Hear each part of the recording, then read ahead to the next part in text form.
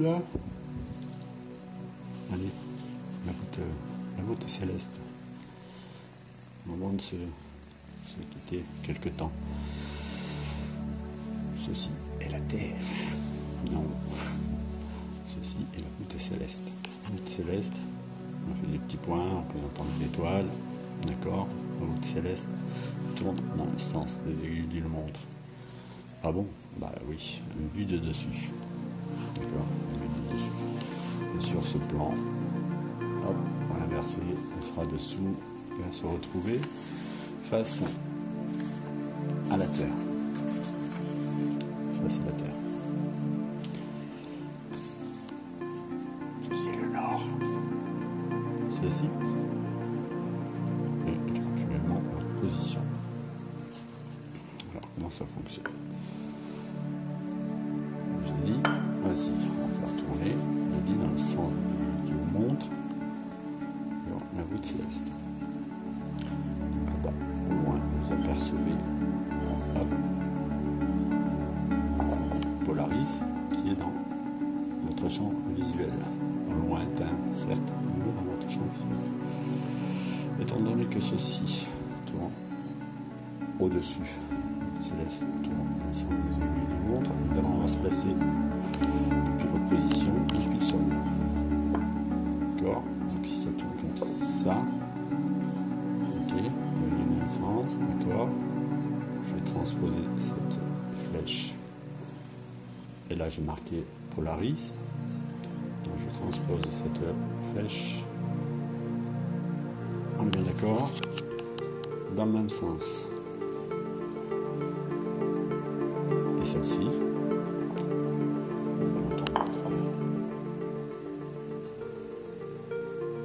Sens. Donc maintenant, allons voir ce qui se passe. D'accord? Et je vais mettre en mouvement le même mouvement là. D'accord? On va transposer depuis votre position dessous. Voilà. Allez, je continue le mouvement. D'accord? Donc vous voyez bien que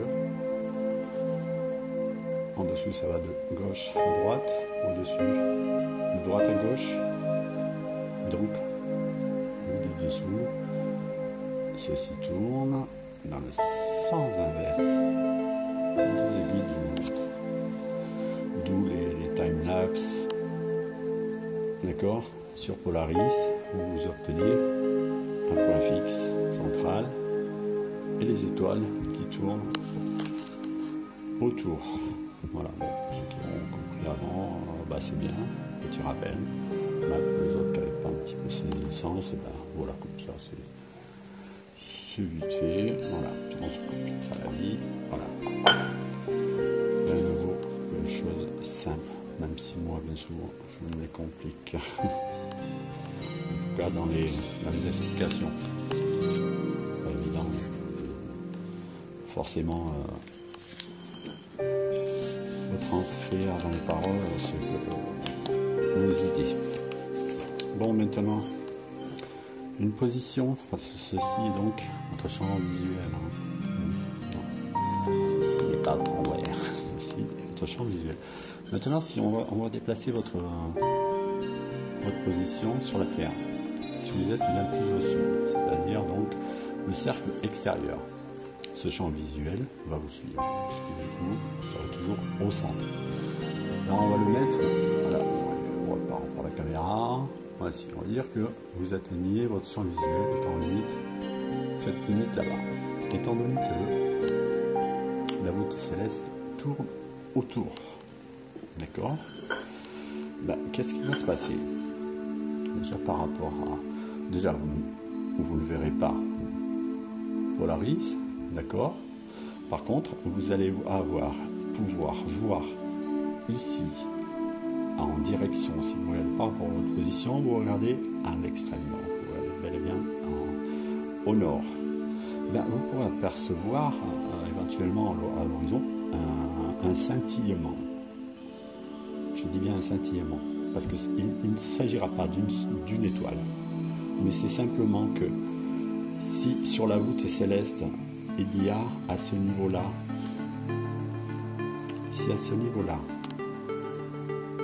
il y a sur ce poteau, il se trouve que dans la voûte céleste, il y a, je le fais de façon régulière, des étoiles, et comme ceci tourne, si elles viennent à passer dans ce champ-là, dans votre, si, d'accord, ça tourne, je sens que la main est cachée, ceci tourne, si elles viennent, ces étoiles, hop, au passage, viennent atteindre, hop, votre horizon là, eh ben, l'étoile qui était ici, hop, en s'approchant et venant, hop, dans votre champ de vision, mais tout au bas, vous allez avoir, lors de son passage dans votre champ visuel, mais qui est en fait le prolongement de votre position et du nord, vous allez avoir, eh ben, au passage de cette étoile-ci, eh ben, vous allez l'apercevoir.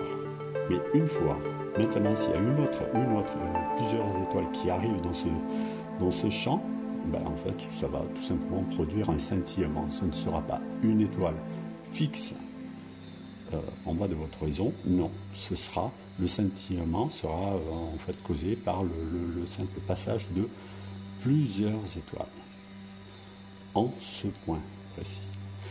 Maintenant, les étoiles qui sont en train de tourner au-dessus, mais qui sont un petit peu plus proches de vous, va se produire ceci. Vous allez voir depuis l'intérieur, vous allez avoir une étoile qui va être plus proche de vous. Elle va monter ici. Mais par contre, son parcours va être celui-ci. Encore un petit peu plus près.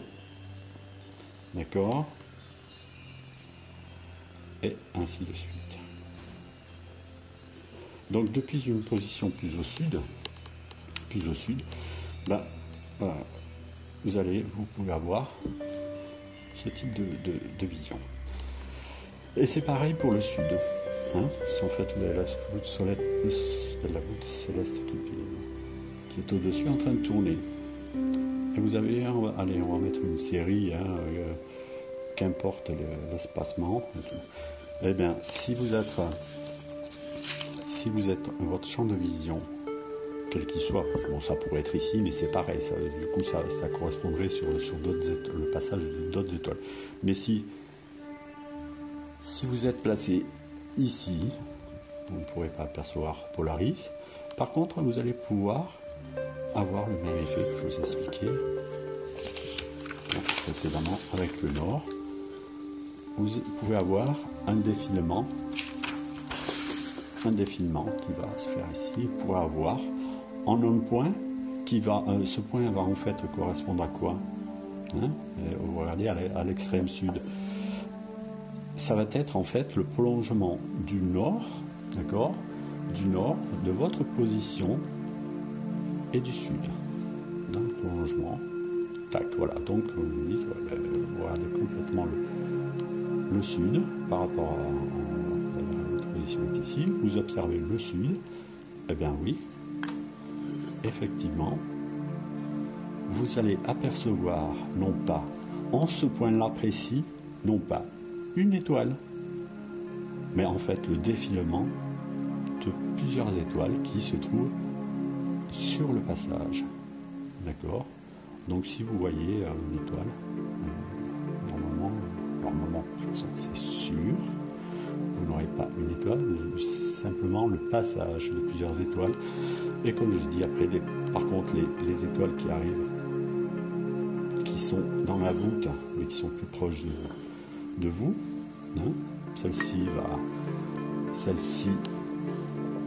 va en fait sur le passage, voilà, dessiner ce cercle-là, les suivantes plus au centre, voilà, ainsi de suite. Je pense que vous avez compris le principe et j'espère que certains en prendront note de ce que nous avons entendu ces derniers temps. Bon, ça serait bien qu'on en discute. Voilà. J'espère que ça aura été certain. La compréhension. Donc allez, on va faire un petit tracé, allez, juste pour le fun. Voilà. Allez, voilà, on va faire notre chère petite lune qui va venir entrer dans notre champ de vision. Comme je vous ai expliqué un jour, en fait, lorsqu'elle va commencer à monter, vous pouvez avoir une demi-lune ici, d'accord, dans votre champ de vision, parce qu'elle commence à se lever, pour voir, on va dire à un moment donné la demi-lune. Le restant de la demi-lune, en fait, se retrouve encore à l'extérieur, elle ne fait pas encore partie de votre champ de vision. Par contre, elle va progressivement dans le ciel, d'accord. N'oubliez pas, comme je vous ai dit, ça se fait à la verticale et seulement à la verticale. Et en fait, dans le déroulé, ça va faire comme la voûte céleste, ça va suivre son parcours. Allez, on va dire, c'est son parcours. Avant, elle va être dans le ciel, et puis elle va descendre. Ça procède de la même façon que les étoiles. C'est bien sûr la Lune, le Soleil, les dites planètes sont indépendantes par rapport à la voûte. D'accord. Voilà. J'ai des petits exemples relativement simples qui vont vous permettre de comprendre un petit peu mieux. Bon, en fait, certains, si ça peut les aider, surtout les gens qui se penchent sur la problématique depuis peu. Je pense que ça devrait les aider. Allez, et puis on va parler encore un petit peu de la vision. Notamment, c'est surtout pour ceux qui auront suivi, parce que je parlais de projection, de fond d'écran. Le fond d'écran, vous devez voir à l'extérieur, lorsque vous êtes à l'extérieur, vous devez voir le ciel, tout ce qui le compose, en fait, comme un fond d'écran, d'accord, comme un immense. Voilà. Allez, c'est vous. Tout ce que vous aurez face à vous, le ciel profond, je veux dire, tout ce qui est au plus loin, en fait, vous avez en fait un immense écran cinéma face à vous, mais vous êtes tout petit. Vous imaginez bien que si vous êtes face à un tel écran, on va dire type genre comme un énorme écran de cinéma, vous êtes tout petit devant, vous ne pourrez pas réaliser de ce qu'il est, du moins. Comment il agit. Et voilà la progression de la Lune, en fait. C'est pour ça que la Lune et le Soleil faisant partie intégrante de ce fond d'écran, donc une Lune qui est ici, avec votre vision, vous sera restituée de la même façon ici, et ainsi de suite. La Lune vous sera toujours restituée comme elle est initialement, c'est-à-dire relativement, on va dire relativement plate. Et puis la course, en fait, la course, c'est la course aux yeux, quoi. C'est de perspective et de mouvement aussi. Et comme j'ai pu l'expliquer, c'est exactement le même effet que vous pouvez retrouver, ce qui aide un petit peu à la compréhension, c'est avec les lunettes dites virtuelles. C'est le même type d'effet, mais en modèle réduit, c'est-à-dire que vous venez appliquer un écran plat, donc vous aurez à la base un fond d'écran, mais qui se retrouve plaqué, tout proche de vos yeux, d'accord. Vous venez plaquer avec ces lunettes virtuelles, voilà. Donc initialement, voilà, vous avez le même rendu. Vous vous retrouvez avec un écran cinéma, mais très proche, donc immense. Et voilà, vous avez en fait le même effet avec ces lunettes-là. Et aussi, je ne sais pas quoi rajouter. On verra s'il y a quelque chose à rajouter. Mais bon, c'est surtout pour aider pour ceux qui ont un petit peu écouté avant et pour comprendre comment les choses se déroulent. Et c'est important de revoir comment procèdent les yeux. Vous savez que voilà, vous avez votre pupille à l'intérieur de l'œil. Lorsque vous regardez quelque chose, en fait, lui, l'œil perçoit à droite, il va refléter la partie, allez, on va prendre la Lune, la partie gauche de la Lune va être reflétée ici à droite et inversement, et puis après ceci va être restitué dans votre cabochon et dans le mien aussi. Voici comment c'est. Mais l'œil est formidable, c'est que justement, automatiquement, l'œil va vous restituer toujours la même forme, où qu'elle soit, parce qu'initialement, l'œil a tout simplement, on va dire, calculé, de façon naturelle, calculé qu'en fait, l'objet que vous étiez en train de regarder, ces deux points étaient initialement à la même distance. Ces deux points, étant donné que c'est à plat, eh ben, l'œil détecte très bien, hein, ça s'agit des verres correctifs, il détecte très bien que l'objet était à plat et voilà, il ne trouve pas de différence, il ne trouve pas de profondeur dans l'image. Donc il va vous la restituer telle qu'elle est à l'origine, c'est-à-dire plate.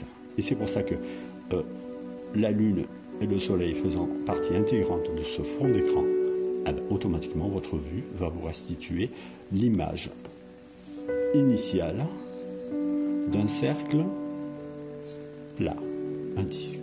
Voilà. Ceux qui auraient des doutes, écoutez, allez voir comment fonctionnent vos yeux. Et après, si vous avez à redire, je suis prêt à entendre certains. Je sais, on ne peut pas mettre de commentaires en dessous. Titi, pourquoi tu as désactivé les commentaires?